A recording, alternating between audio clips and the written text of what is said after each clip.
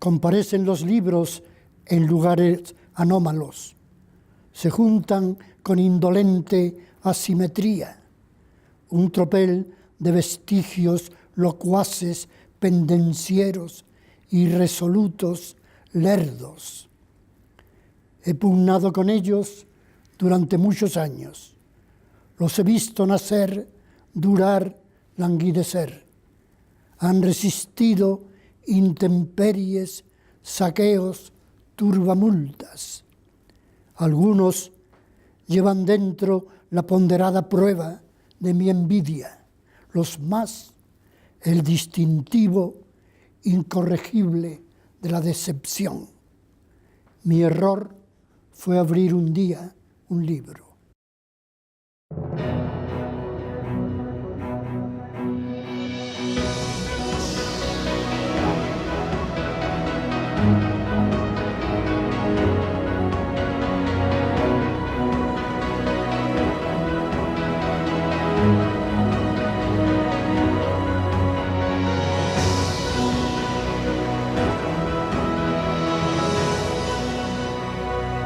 En el 97, el rector de Alicante, Pedreño entonces, Andrés Pedreño, llama al banco, nos hace... Yo trabajaba en el banco entonces como director de comunicación, con Emilio Botín, y era una universidad más que pedía apoyo, que pedía socorro. Fui a verle, y cuando vi el proyecto, entendí el proyecto que me presentaba, mediante el cual, con una biblioteca virtual, un chico en Antofagasta o en Iquique, o en Asunción, pudiera leer en el monte, solo le hace falta un ordenadorcito, un texto de la cultura española, me pareció fantástico. Ese era un proyecto que merecía la pena apoyar.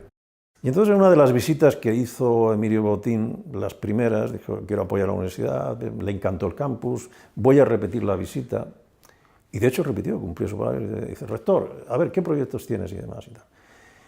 Y entonces, bueno, pues la idea estaba en un Word, ni siquiera un PowerPoint. Ahí estaba cómo podía ser la home de una auténtica biblioteca virtual. Yo tuve la osadía ni siquiera de contárselo a los expertos. Y entonces, bueno, pues le enseñé el Word. ¿Qué tenía ese Word? Bueno, pues tenía básicamente lo que tenía que encontrar, sobre todo un usuario y pensando en una comunidad global. Pues así surge la idea, le encantó. La sorpresa, por mi parte, el presidente Botín siempre no dejaba de sorprendernos a todos, ¿no? Pero en aquel momento dijo, vamos inmediatamente a ver al rector de Alicante. Pues dicho y hecho. Al día siguiente nos fuimos a Alicante y Andrés y su equipo le presentaron el proyecto. Y el presidente Botín, estupefacto, le dijo, pero bueno, esto es un proyecto de unas dimensiones tremendas. ¿Cómo piensas hacerlo, Andrés? Y Andrés Pedreño, rector entonces de Alicante, le dijo con una convicción enorme, dice, pues mira, presidente, arremangándonos. Nos vamos a arremangar mucha gente en esta universidad y vamos a tratar de que haya más personas, aparte de los del banco, que nos ayuden. Yo creo que a Emilio Botín le gustaba que la gente se implicara y entusiastamente. Como vio mi absoluta implicación en el tema, que lo vivía con pasión, que era una auténtica identificación, eso a él le encantó.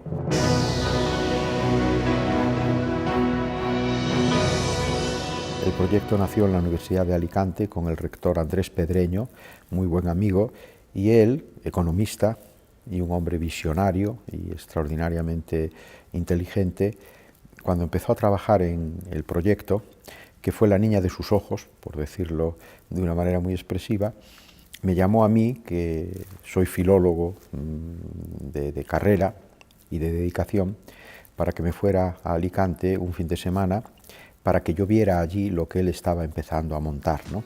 Y que le diera mi opinión. Por lo tanto, puedo decir que fue algo parecido a lo que puede suceder cuando una pareja tiene un bebé e invita a un amigo para que venga el primer o el segundo día de vida del niño o de la niña para que lo vea y para que comente lo guapo y lo expresivo que es. Y de ahí salió ya fluidamente la biblioteca virtual, primero con muchos trabajos, con mucho dinero.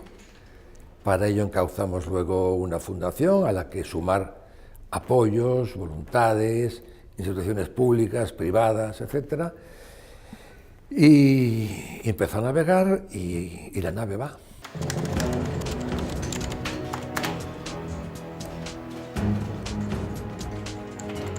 Y en un tiempo récord, pues aquella presentación grandiosa que trajo, por supuesto, Emilio Botín, todo el Banco de Santander, pero a Cebrián, a Fernando Delgado, se conectaron hispanistas de Estados Unidos, América Latina. Entonces, claro, nos dio un factor de marketing de ser la primera gran biblioteca virtual, ¿no? que aparecería. Fue en 1999 cuando Andrés Pedreño, rector y fundador de la biblioteca, planteó el tema de América Latina como objetivo esencial. Yo dirigí un secretariado de América Latina y se hicieron presentaciones inmediatas de la biblioteca en México, en Chile y en Argentina, y globalmente en América Latina se plantearon relaciones. Y nos ayudó mucho desde el principio Mario Benedetti, que desde la presentación de la biblioteca, Mario Benedetti apareció en ella. Y además sobre el que se hizo la primera biblioteca de autor. En cada libro que leo siempre encuentro una palabra que sobrevive al olvido y me acompaña. Son palabras que a menudo me defienden de la pálida. Unas parecen de cuarzo, otras de lata. Yo las prefiero milongas y hasta un poquito canallas.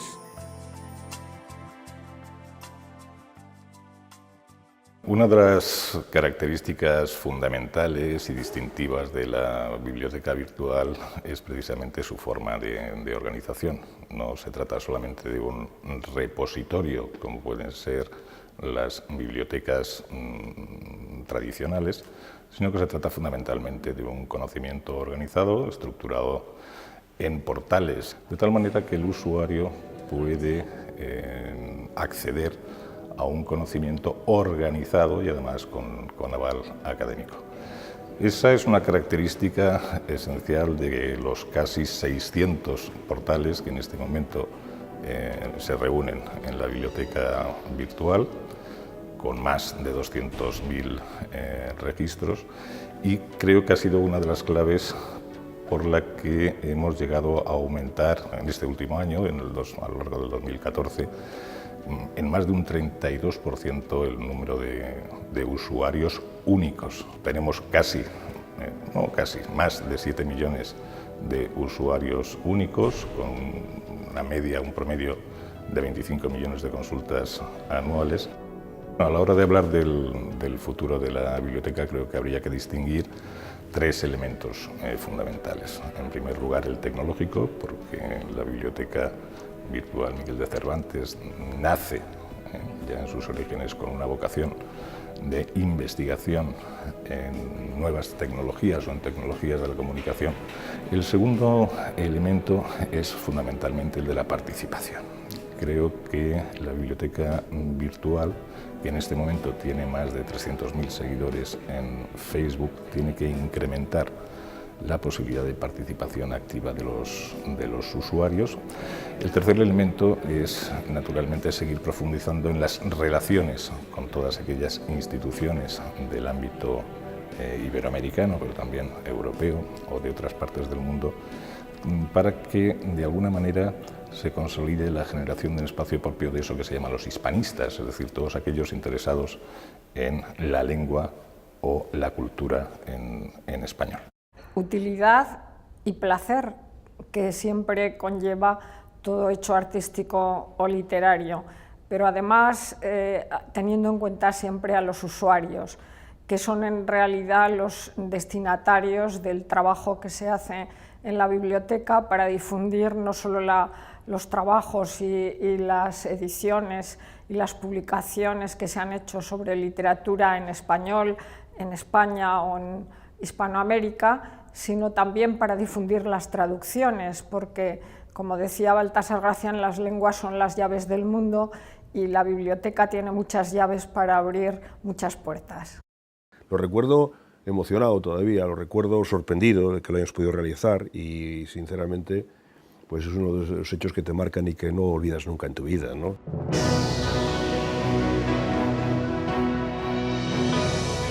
cuando cogió ya una cierta dimensión, se decidió que había que constituir una fundación, la Fundación Biblioteca Virtual Miguel de Cervantes, como el nombre completo, que una de sus ideas iniciales más importantes era que como fundación había que abrirse a otras instituciones. Y, lógicamente, también, como una fundación, necesitaba también tener un presidente.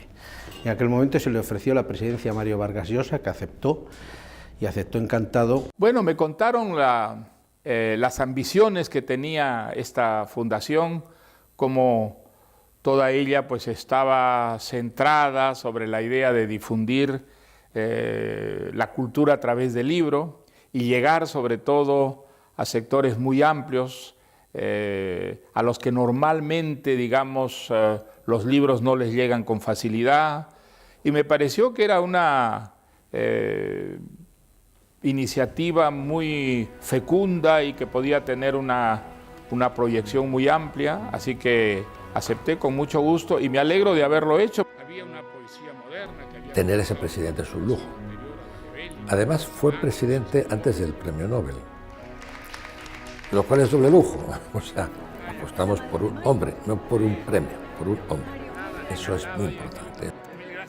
La creación de la fundación nos pareció un hecho muy relevante, porque era sacar un proyecto que estaba un poco encorsetado dentro de las formas y costumbres y formas de gobernar de una universidad pública española, para darle más flexibilidad, para internacionalizarle mucho más, institucionalizar mucho más, conseguir que otras instituciones se sumaran al proyecto, intentar buscar recursos de otras partes, no solamente del gobierno de la Comunidad Valenciana, sino de todas las partes de donde fuera posible en el mundo, con más o menos éxito, pero lo logramos. Yo creo que el transcurrir ha sido apasionante, el trabajo constante, el compromiso de tantos rectores, de varios rectores que han pasado y todos sus equipos, de muchas personas del Grupo Santander, de personas de otras instituciones, de profesionales extraordinarios. Ha sido una historia de éxito fantástica.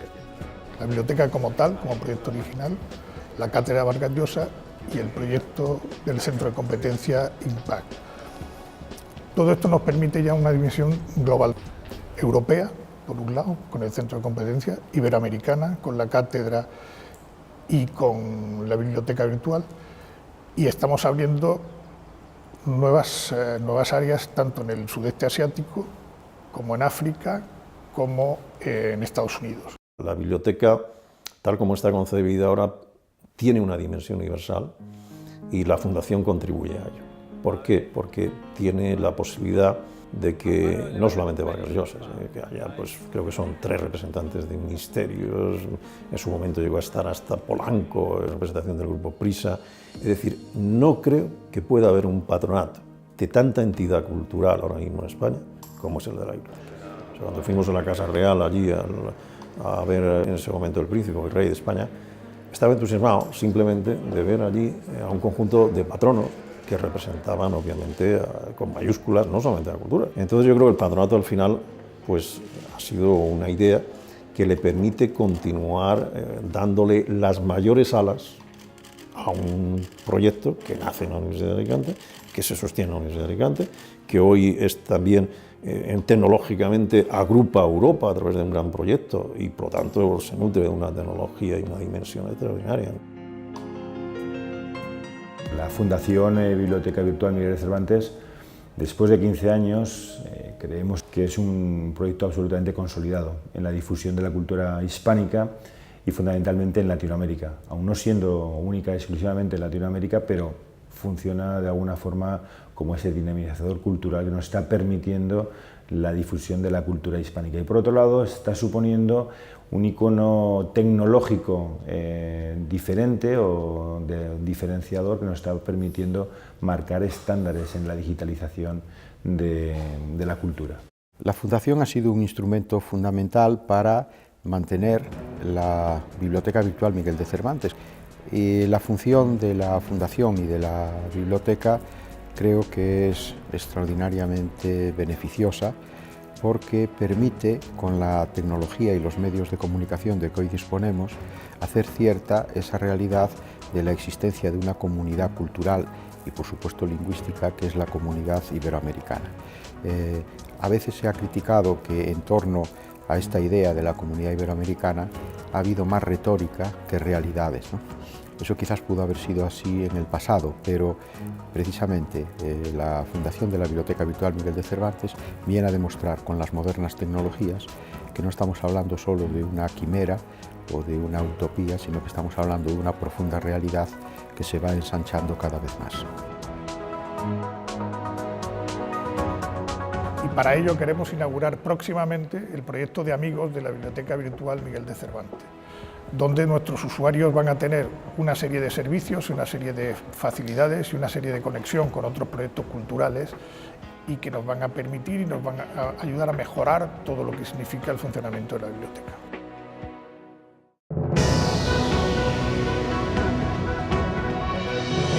La Cátedra Vargas Llosa es un centro de estudios, de encuentro, de conversación y diálogo que provoque un intercambio de opiniones, de criterios, y de conocimiento y reconocimiento de cada uno de esos escritores que de otra manera no tendrían el cauce para conocerse. La Cátedra Vargas Llosa, hombre, yo creo que es un homenaje y ha sido muy lindo que haya sido España quien se lo haya otorgado. Es nuestro premio Nobel del área lingüística, es un humanista, es aparte de un gran escritor, pero también es un humanista, es un pensador, es una persona que ama a España igual que ama a América Latina. La razón de ser fundamental de esta cátedra pues es acercar más a España de los países iberoamericanos, estimular muchísimo los intercambios culturales y fundamentalmente literarios, como es lógico, entre España y el vasto ámbito de la lengua española, y organizando seminarios, participando en ferias literarias, promoviendo escritores y todo lo que signifique una mayor comunicación entre escritores y lectores de ambas orillas del Atlántico.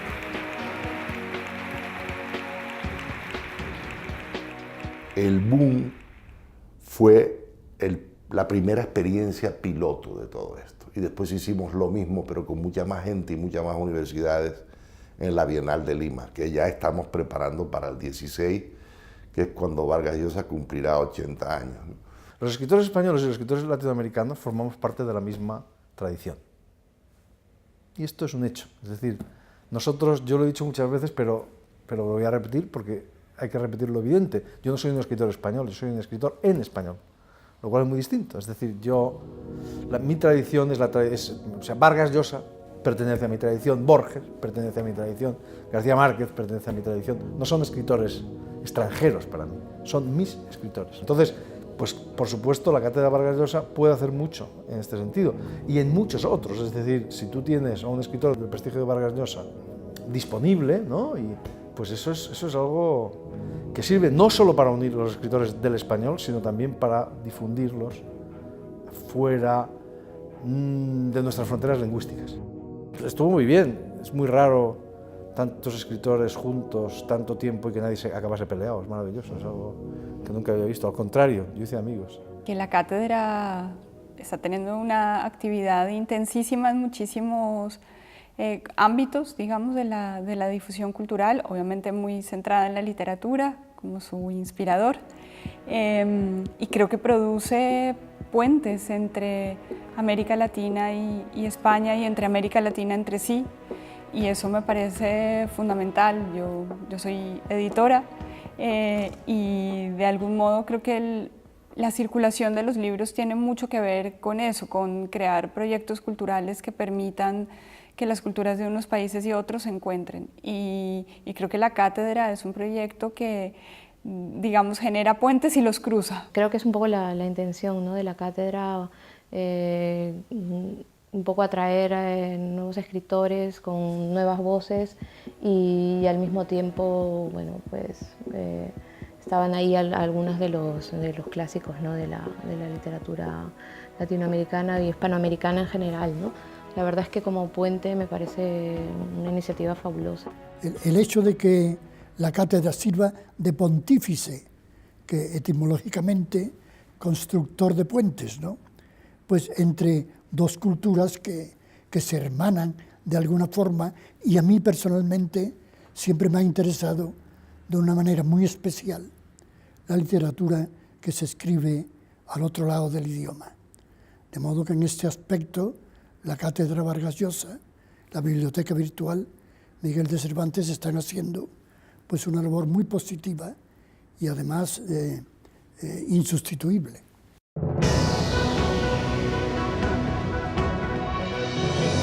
La naturaleza de nuestra fundación era sobre todo iberoamericana.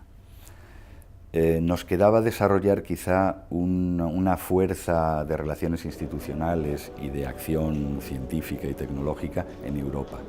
Al fin y al cabo somos europeos.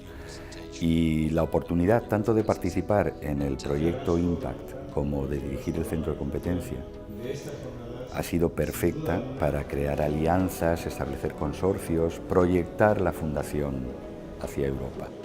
El Centro de Competencia en Digitalización Impact se creó con el fin de aunar el trabajo de instituciones diversas que trabajan en el ámbito de la digitalización de documentos, sobre todo para ayudar a la transferencia de tecnología y de conocimiento desde las empresas y los investigadores a las bibliotecas que demandan servicios avanzados de digitalización.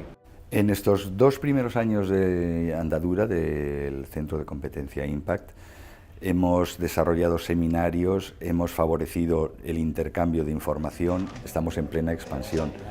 Nos hemos situado en el epicentro de la vanguardia en tecnología de la digitalización, considerando la digitalización en el sentido más amplio, no solo en hacer una foto a un texto, sino en facilitar que el proceso de digitalización sea más eficaz, más rápido y desde luego con menor coste. Y además recoger todo ese material digitalizado, publicarlo, archivarlo, difundirlo, preservarlo, por supuesto. La revolución digital ya ha ocurrido y sigue ocurriendo. Y en todo lo que se refiere a texto patrimonial, que es tanto, estamos ocupando un lugar de vanguardia y un consorcio como el Centro de Competencia Impact es difícil de reproducir.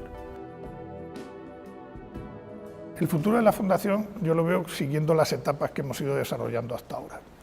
Cuando nace la Fundación es un proyecto novedoso, es un proyecto que se consolida, es un proyecto que va creciendo en Internet y que se convierte en un sitio de referencia como espacio cultural y como proyecto único de las letras en español.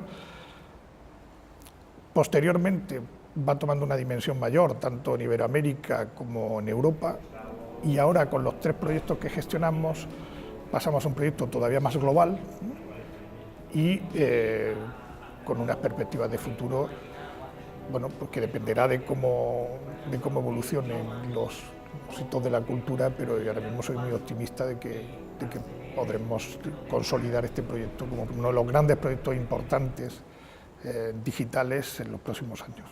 Yo creo que estamos en un momento dulce. Cuando hay dificultades económicas en la sociedad, obviamente proyectos de esta naturaleza se resienten porque requieren medios. Pero una vez que se empieza a despejar el horizonte, yo creo que no va a haber por ahí problemas. Y sin embargo, el acervo que guarda, que tesora la biblioteca, es muy fuerte.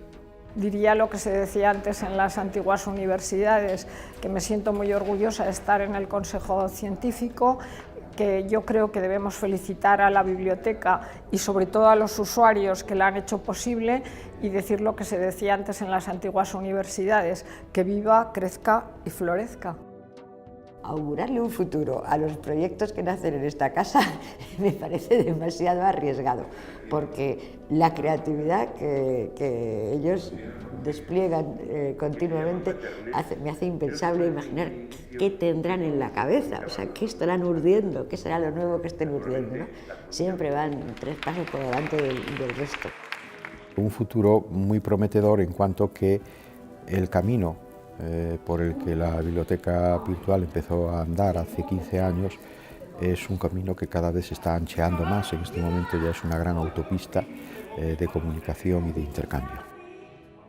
Bueno, la Fundación tiene que tener un recorrido importante en los próximos años, pero para ello tiene que seguir siendo referente tecnológico. Tenemos que estar en la vanguardia tecnológica como lo hemos estado estos 15 años. Eso es absolutamente fundamental. No puedo estar más orgulloso de si yo tuve algo que ver en aquello.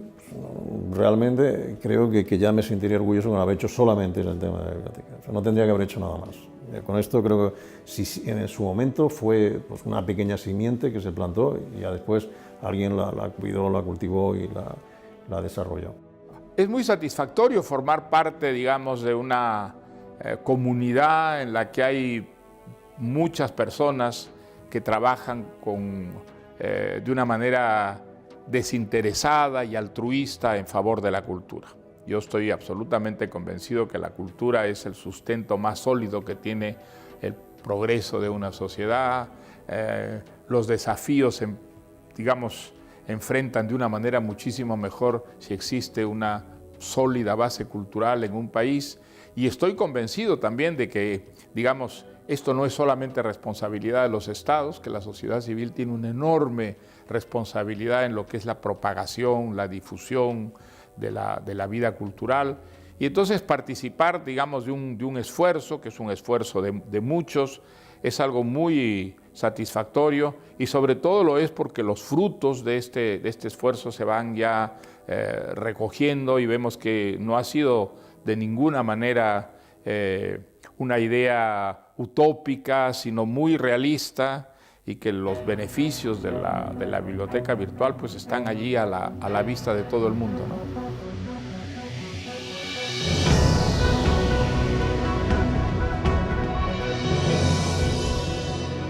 Don Emilio Botín, el presidente, siempre ha apoyado a la universidad, siempre ha creído en la universidad y sobre todo ha creído en sus proyectos. El proyecto como la Biblioteca Virtual Miguel de Cervantes, ese gran proyecto abanderado por el Santander y personalizado en la figura de don Emilio Botín.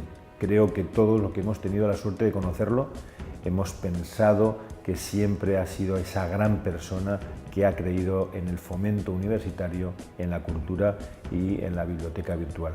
Emilio Botín ha sido un español absolutamente excepcional, pero excepcional en todos los sentidos de la palabra. Ha sido un banquero que ha marcado una época. La historia verá que lo que ha hecho Botín como banquero y como empresario, muy difícilmente repetible. Pero lo que le hace realmente, además, extraordinariamente diferente y único es su apuesta por la universidad, por la educación y por la cultura. Emilio Botín es un personaje muy curioso dentro del sistema financiero español. Los financieros no suelen jugársela a eso. Es decir, una persona que ve un proyecto cultural, que además de cultural, en general, hace país, hace cultura española, cultura hispana, es más, porque tenemos muchos portales iberoamericanos, y que apuesta por eso decididamente y que dedica horas a eso. No hay mucha gente así. La figura de Emilio Botín yo creo que sin duda ha sido crucial para el desarrollo, para llevar adelante muchos proyectos, sin duda, pero en concreto en el que nos ocupa de la Biblioteca Virtual Miguel de Cervantes fue el líder, el que sin duda arrancó con su liderazgo, con su interés y obviamente con su generosidad con el Banco Santander, que este proyecto se pudiera llevar adelante. Es la persona en la que he encontrado más intensamente realizada la figura, que no es desafortunadamente tan frecuente como debiera en España, del mecenas que procedente del sector financiero y del sector, por lo tanto, empresarial, entiende perfectamente que el apoyo a la inteligencia, al conocimiento, al estudio y a la juventud es la mejor inversión que se puede realizar.